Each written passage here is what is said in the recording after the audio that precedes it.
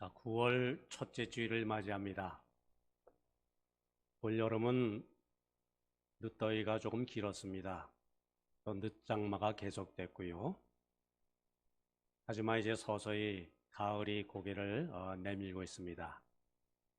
우리의 생활을 좀 추스릴 때이기도 하고 더욱 우리 신앙생활 열심을 모아 더욱 주님께 가까이 나가야 할 아름다운 귀한 계절을 우리가 맞이합니다.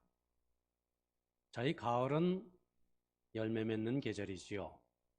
특별히 가을은 아마 포도 열매로 시작을 하지 않는가 이런 생각도 해봅니다. 그래서 오늘 본문 말씀 1절 말씀 보면은 나는 참 포도나무요 내 아버지는 농부라. 누구의 말씀이지요? 예수님의 말씀입니다. 우리가 영적 상상력을 좀 동원을 해서 이제 우리가 지금 포도밭에 와 있습니다. 포도농을 우거진 그 드넓은 포도밭, 그 탐스러운 포도 열매가 주렁주렁 맺힌 그 아름다운 광경. 자, 그것을 상상하면서 우리 예수님의 말씀에 귀를 기울여 봅니다. 2절 말씀 어떻게 되어 있습니까? 물은 내게 붙어 있어 열매를 맺지 아니하는 가지는 아버지께서 그것을 제거해 버리시고 무릇 열매를 맺는 가지는 더 열매를 맺게 하려 하여 그것을 깨끗하게 하시느니라 말씀합니다. 포도나무는 이스라엘을 상징합니다. 영적으로는 오늘 우리 그리스도인을 말하는 것이지요. 그래서 예루살렘 성전 정문 그 문에는 포도나무가 조각이 되어 있고요. 예전 우리 교회 강대상을 보면은 이 포도나무 조각이 참 많았습니다. 우리를 상징하기 때문에. 자, 그런데 이 포도나무는 용도가 뭡니까? 목재를 사용하는 나무가 아니지요. 또 뭐 꽃이나 잎의 아름다움을 감상하는 나무도 아닙니다. 포도나무를 가지고는 이 강대상, 또 우리 성도님 만드신 방의자, 이거 만들 수가 없습니다. 또 우리 성단 장식 오늘 또 우리 권사님 수고를 해주셨습니다만은 이렇게 아름다운 꽃꽂이 재료로 사용할 수도 없지요. 포도나무의 용도는 딱 한 가지입니다. 무엇이죠? 열매, 포도 열매. 열매를 맺을 때에만 쓸모가 있고요. 그래서 열매를 맺지 못하면은 잘라서 불태워버릴 수밖에 없습니다. 여기 우리 포도나무 그냥 쉽게 그렇게 말하지만은 사실 포도나무는 나무가 아니고 넝쿨이라고 하지요. 그러니까 성경에서는 그 포도나무의 원줄기, 뿌리에서 올라오는 그 기둥 줄기를 포도나무라 이렇게 말했고요. 그리고 거기서 뻗어나오는 가지들, 줄기를 가지라 이렇게 표현하고 있습니다. 우리 성도님들 혹시 이런 봄에 그 포도나무 본 적이 있습니까? 좀 충격적이에요. 아니, 저렇게 나무를 잘라줘도 괜찮나 싶을 정도로 그냥 나무 기둥 하나, 그리고 그 위에 가지도 그저 한두 개 정도 이렇게만 남겨놓고 아주 싹 전정을 해줍니다. 그런데 봄이 돌아오면 거기서 이제 가지가 뻗어나옵니다. 그 생명력이 참 엄청나지요. 근데 2차 전정을 또 해줘야 돼요. 그 줄기가 나오는 것 가운데서 다시 시원치 않은 것들 다시 한 번 더 잘라버립니다. 튼튼한 가지, 좋은 줄기만 그저 몇 개 남겨놓게 되면은 거기서 순이 돋고요, 잎이 나고요. 우리가 바라보는 그 탐스러운 열매가 그냥 주렁주렁 이 가을에 맺힙니다. 무슨 말입니까? 포도 열매는 작년 줄기에서 열매를 맺지 않는다. 이것이 포도나무의 일본입니다. 올해는 새 줄기에서 새 열매를, 결코 묵은 것에서 열매를 맺지 않는다. 이제 주는 교훈이 참 얼마나 귀합니까? 우리 신앙도 그렇습니다. 지금 나의 신앙의 열매는 지금 나의 신앙의 상태 속에서 이루어지는 것이지, 과거에 내가 신앙이 좋았다. 과거에 내가 뭐 남선교 회장하고 여전도 회장하고 지금 그렇지 못한 나는 과거의 신앙으로 내 신앙을 보장받을 수가 없습니다. 작년만 해도 내가 얼마나 뜨겁게 전도하고 얼마나 기도했는데, 올해 그렇지 못한 나는 결코 그 신앙에 도달할 수가 없는 것이지요. 자, 이 가을에는 내가 새로운 신앙의 다짐으로, 새로운 신앙의 열심으로 맺는 그 포도나무 열매로 이렇게 아름답게 우리의 삶을 장식해 나가는, 가꿔 나가는 우리 성도님들 다 되시기를 바랍니다. 4절 말씀이 중요합니다. 내 안에 거하라. 나도 너희 안에 거하리라. 가지가 포도나무에 붙어 있지 아니하면 스스로 열매를 맺을 수 없음 같이 너희도 내 안에 있지 아니하면 그러하리라. 반복되는 단어가 뭡니까? 안에. 왜 반복이 됩니까? 중요하기 때문에. 줄기는 포도나무 그 기둥에 붙어 있어야 돼요. 그 안에 있어야 돼요. 그래야 영양분을 공급받습니다. 떨어져 나가면은 죽어버리죠. 말라버립니다. 자, 마찬가지로 우리는 예수 그리스도 우리 주님 안에 있어야 합니다. 이것이 중요하지요. 예수님은 우리에게 내 안에 거하라. 성경 말씀 보면은 거듭, 되풀이 그 말씀을 하고 계십니다. 우리 성경 다른 곳에 보아도요, 예수님의 말씀뿐 아니라 빌립보서 말씀, 빌립보서는 기쁨의 복음이다, 이런 그 제목이 그 별명이 붙어 있는데요. 주 안에서 항상 기뻐하라. 그죠? 나에게 능력 주시는 자 안에서 내가 모든 일을 할 수 있느니라. 성경 말씀하고 있고요. 우리가 찬송가 부릅니다. 주 안에 있는 나에게 딴 근심 있으랴. 즐겨 부릅니다. 가지는 포도나무 안에 있어야 합니다. 우리는 그리스도 안에 들어와야 합니다. 물고기는 물을 떠나서 살 수 없는 것처럼 새들이 공기를 떠나서 날아갈 수 없는 것처럼 우리 믿는 사람들은 주 안에, 그리스도 안에, 그 안을 떠나서는 아무것도 할 수 없습니다.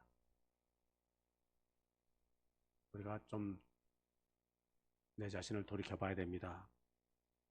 나는 정말 그리스도 안에 있는가, 주님 바깥에 있는가? 내 생각, 내 행동, 내 생활이 정말 주 안에 있는가? 입으로는, 머리로는 주 안에 있다고 말하고 착각을 하지만 실제 나의 삶은, 실제 나의 그 모습은 주님 밖에 있는 것은 아닌가? 이건 늘 우리가 점검해야 됩니다. 주 안에 있을 때 열매를 많이 맺는다. 우리가 그 말씀을 꼭 기억을 해야 됩니다. 저는 이 그 요한복음 15장 이 말씀을 이렇게 묵상할 때는 항상 전에 부목사로 섬기던 교회 그 담임 목사님의 말씀이 제일 1번으로 떠올라요. 이번에 이제 개업, 이제 뭐 회사라든지 기업이라든지 뭐든 이렇게 개업 예배를 드리러 가면은 오직 한 가지예요. 이 요한복음 15장 이 말씀만 펼치시고요. 이 말씀으로만 이렇게 짧은 설교를 하십니다. 하도 여러 번 들으니까 아예 그냥 머릿속에 그것이 아주 기억이 되어 있습니다. 그 내용은 이런 거예요. 자, 우리가 한 기업을 운영하려면은 세 가지가 필요합니다. 첫째, 자금, 자본이 있어야죠. 둘째, 그 일에 대한 전문 지식이 있어야 됩니다. 셋째, 그 지식이 머릿속의 지식만이 아니라 나의 경험에서 우러나오는 경험과 경륜, 그래야 기업이 성공할 수가 있습니다. 근데 여기까지의 얘기는 우리 모두가 안 믿는 사람까지도 할 수 있는 얘기인데, 자, 우리 믿는 사람은 여기서 한 걸음 더 나가야 합니다. 이 기업이 주님 안에 있는가? 적어도 내가 그리스도인이라고 하면은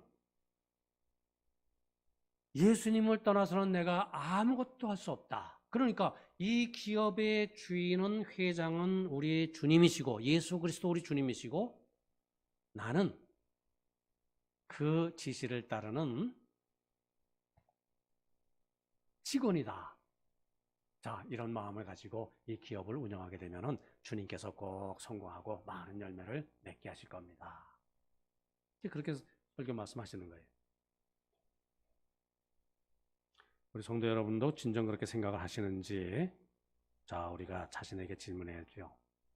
정말 나는 그리스도를 떠나면은 아무것도 아니다. 주님이 주시는 영양분을 공급받지 아니하면 나는 죽은 것과 같다. 진정 그렇게 생각을 하느냐? 지금 나에게서 예수님을 빼고 나면은 나의 인격도, 나의 재산도, 나의 명예도 이대로 그냥 아무것도 아닌 것이 되고 만다. 진정 이렇게 생각하느냐? 그 질문이지요. 어디까지나 예수님이 계시고 주님 안에 있는 나를 발견할 때, 내가 주 안에 있음으로 말미암아 비로소 나의 모든 것이, 모든 삶이 의미가 있고 보람이 있고 가치가 있는 것이 된다. 그렇게 믿느냐? 그 질문 우리가 내 자신에게 해야 됩니다. 예수님을 떠나서도요, 무엇을 할 수 있는 것처럼 생각하는 분들이 있어요. 그래서 저도 그런 경험이 있습니다만, 어느 분 설교 이렇게 아주 재밌게 설교를 하시더라고요. 어떤 에게 집사님 왜 그렇게 보기가 힘듭니까? 요즘 왜 그렇게 교회에 자주 빠지십니까? 질문했더니, 목사님, 제가 오죽 바빠야지요. 사업이 너무너무 이렇게 지금 잘 돼가지고 저는 정말 일요일도 없습니다. 너무너무 바빠서 교회 나올 틈이 없습니다. 목사님 좀 양해를 하시기 바랍니다.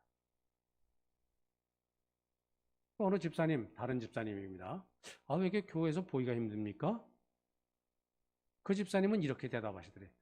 목사님, 요즘에 제 사업이 그냥 엉망진창입니다. 맥이 빠집니다. 기운이 없습니다. 그러니 교회에 나갈 이렇게 힘이 없습니다. 무슨 얘기죠? 잘 돼도 교회 나올 수 없는 조건이 되고, 못 돼도 교회 나올 수 없는 이유가 되고, 갖다 붙이면 다 모든 게 그렇게 됩니다. 왜? 주 안에 있지 않아도 상관이 없다 이렇게 생각하기 때문이죠. 그런데 우리 믿는 사람의 삶의 자세는 뭡니까? 잘 되든 안 되든 그건 보수적인 거예요. 먼저는 뭐예요? 내가 주 안에 있는가. 일이 잘 풀리든 꼬이든, 힘들든 어렵든 아니면은 아주 술술 잘 풀리든, 내가 그리스도 주님께 붙어 있는가, 주 안에 있는가.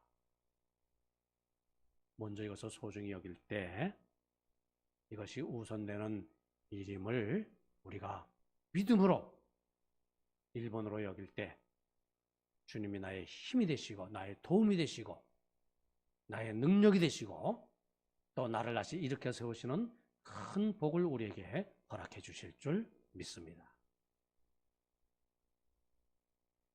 내가 그리스도께 붙어 있음으로 열매를 맺는 겁니다. 내가 좋은 열매를 맺어서 그것으로 하나님께 영광을 돌리고 하나님의 기쁨이 되고, 하나님이 그 정도로 만족하십니까? 하나님이 그 정도밖에 안 되시는 분입니까? 그는 어떻게 보면 율법적 신앙이에요. 공로적 신앙. 나의 공로로 하나님께 기쁨이 되고. 물론 그 신앙도 소중합니다. 그런 자세도 중요합니다. 근데 그것을 뛰어넘자는 지금 그 얘기입니다. 그리고 본질적인 것을 찾자는 얘기죠. 내가 그리스도 안에 있음으로 열매를 맺는 것이다. 주님의 주시는 힘으로, 주님의 주시는 능력으로, 주님께서 주시는 그 도움으로. 선에서 예수 믿는 사람이 되는 것이 아니라 예수 믿어서 내가 선한 사람이 되어가는 것이지요. 내가 믿음이 좋아서 직분자가 된 것 아닙니다. 이 직분자로 세워주시니 내가 믿음을 굳게 세워나갈 그 열심을 낼 뿐이지요. 그리스도로 인해서 열매를 맺는 것이지 내가 맺는 것 아닙니다. 그래서 사도 바울은 좀 다르게 표현했어요. 이렇게 나의 나된 것은 주님의 은혜로다. 같은 말씀이죠. 그죠? 한 선교사가 안식년으로 귀국할 때 그 선교 사역지 아프리카 오지에 그 친구들을 몇 사람 이렇게 데리고 왔다고 합니다.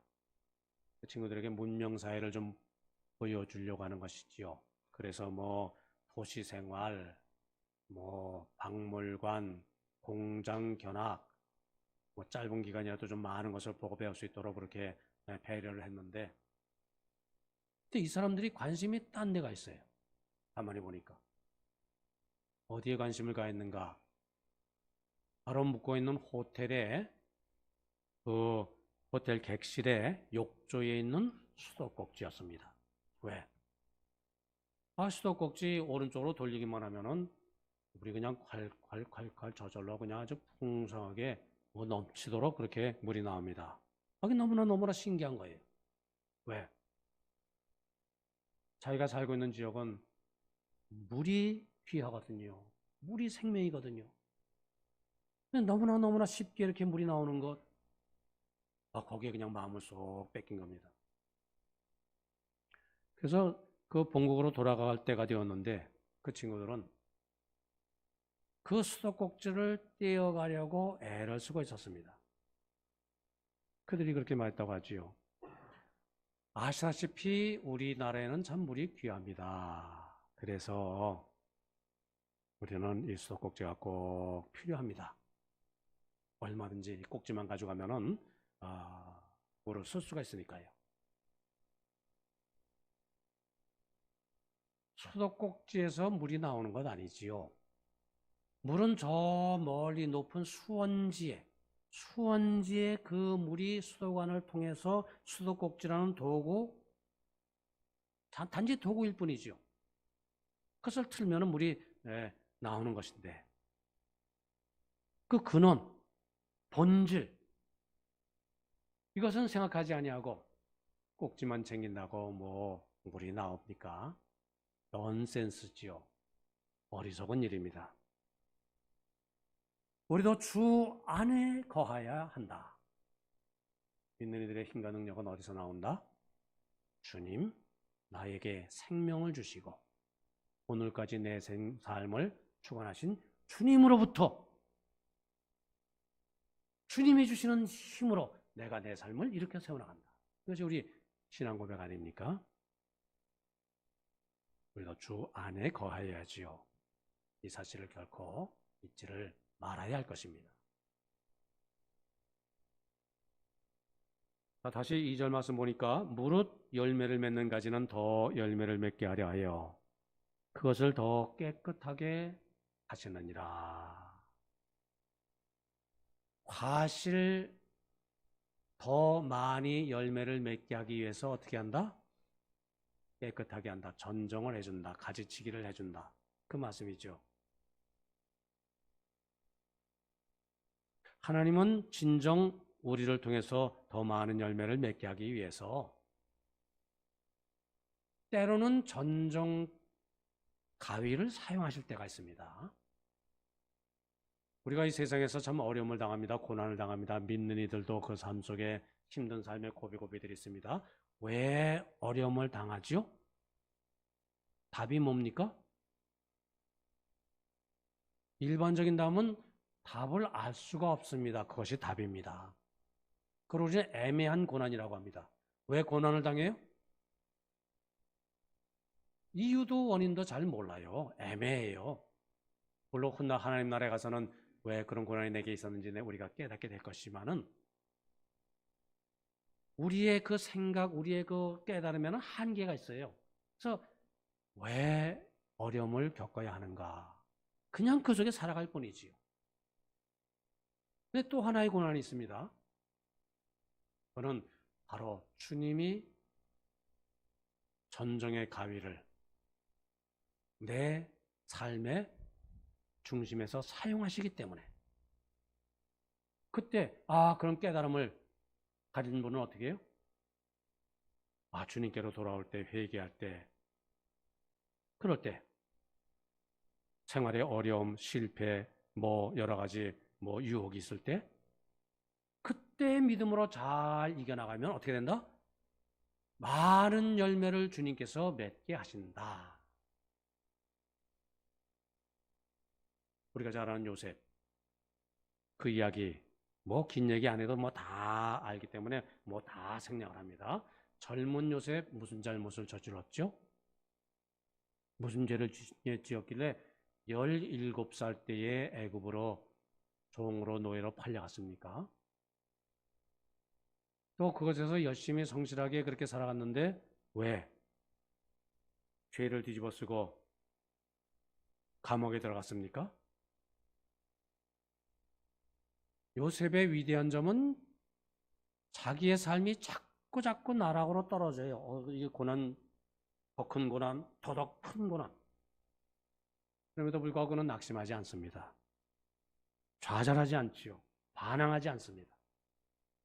끝까지 하나님을 바라봤습니다. 하나님을 의지했습니다. 주님을 소망했습니다. 그 후에 얼마나 많은 열매를 그 삶에 맺었는가. 얼마나 큰 열매를 애굽에 제공하는 복의 근원으로서의 그 삶을 살았는가. 우리가 너무나 잘 알고 있지 않습니까? 때로 하나님께서 가외제를 허락하실 때가 있지만 그것을 선용을 해서 그것을 아멘하며 소함으로 말미암아 우리 더 큰 축복의 때로 은혜의 역사로 만들어 나가는 믿음의 사람들을 우리 모두 되어야 할 줄 믿습니다.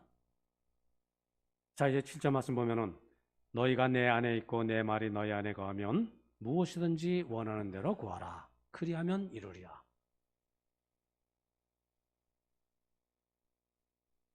이 두 가지를 말씀하고 있는 거예요. 너희가 내 안에 있으면. 하나는 예수님께서 하신 말씀, 그 교훈, 말씀을 너희가 깊이 마음속에 새기고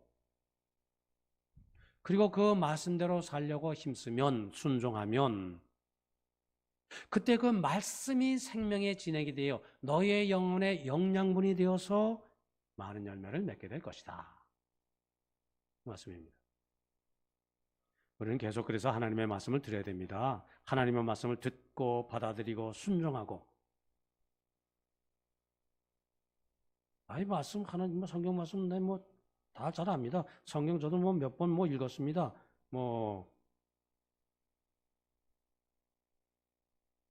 똑같은 밥은 몇십 년을 먹어요. 그것도 하루에 3번씩. 근데 밥에 물렸다. 나는 이제 더 이상 밥을 안 먹겠다. 음식을 먹지 않겠다. 그런 사람은 없습니다. 하나님의 말씀, 생명의 양식, 우리가 말씀을 계속 붙들고 살아야 됩니다. 저희의 경험에 의하면 다 그런 건 아니지만은 많은 교인들을 두고 볼 때에 말씀 공급이 한 달 정도 이렇게 끊어지면은 세상 사람과 비슷하게 돼요. 그러니까 한 달 정도 교회를 안 나오시게 되면은 저분이 정말 그 속에 믿음이 있을까? 그 생각 들고 때로는 안 믿는 사람보다도 고약한 사람이 될 수도 있고요. 우린 이것 분명해야 됩니다. 말씀의 공급이 끊어지면 나는 내 생명은 끝나는 것이다. 분명히 할 필요가 있습니다. 밥 먹는 것 끊어지면은 뭐라 그래요? 그 죽는 거죠, 그죠? 곡기를 끊게 되면은 죽습니다. 그런데 말씀의 공급이 계속되는 것, 그거를 끊고도 아무렇지도 않게 여기는 그 삶은 어리석은 삶이죠, 그죠? 또 하나, 너희가 내 안에 거하고 내 말이 너희 안에 거하면 무엇이든지 원하는 대로 구하라. 그리하면 이루리라. 무엇에 대한 말씀이죠? 말씀과 더불어서 기도에 대한 말씀. 어떤 기도? 응답받는 기도. 그래서 예수님이 이렇게 말씀하시는 거예요. 그 성도의 기도. 난 그 사람의 기도면은 도무지 나는 거절하지 못해. 그렇게 말씀하시는 얼마나 복된 말씀인지 모릅니다. 이런 이야기를 얼마 전에 읽은 적이 있습니다. 우리나라 해방 직후의 이야기. 중마고로 자라난 두 사람이 있었어요. 한 분은 가난한 집이지만은 열심히 노력해서 경찰 간부가 되었어요. 또 한 친구는 그 마을의 부잣집 아들로서 그 유산을 상속받았습니다. 경찰 간부는 점점 지위가 높아져서 아주 경찰 고위 간부가 됐고요. 그 대지주의 아들은 어쩌다가 공산당에 가입을 해서 공산주의자로 알려져서 체포됐습니다. 그 아들이 근데 4대 독자예요. 이 공산주의고 체포됐으니 틀림없이 사형감, 적어도 감옥에 오랫동안 갇혀 있을 수밖에 없습니다. 그 아버지 얼마나 고민이 컸겠습니까?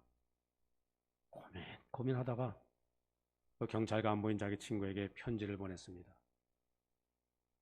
그 편지를 뜯어보니까 나의 중마고인 아무개에게. 자, 그 다음에 보면 내용이 없어요. 근데 편지가 넉 장이에요. 그리고 맨 마지막에 친구 아무개가. 그러니까 그 친구가 그 편지에 하고 싶은 말은 분명합니다.